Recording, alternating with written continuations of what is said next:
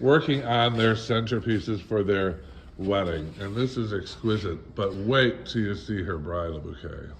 This is, I think, my favorite one. It's so chic. How hard was that to do?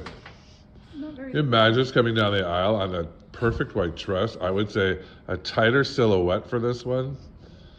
And and I usually don't, I like smaller bouquets, but nobody ever orders them. They all want this size. It's perfect. Did you know you were going to do perfect bouquet today? No, I didn't. How long have you been designing flowers? Just a week. A week. And again, hard to do or no? No. What was your favorite design of the week? Do you have one? That's my favorite one of yours of the week. Thank you.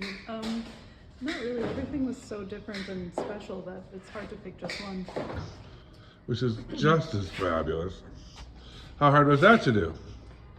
Not really. We learned Nothing's hard. basic skills and put it together. Yeah, this is the one, girls, you want. It's a perfect mix of the boho plus formal chic plus casual plus not really plus it is the bouquet. I think it's the bouquet of the year. Anyway, thank you for being in class. Overall, how was your week? It was fantastic.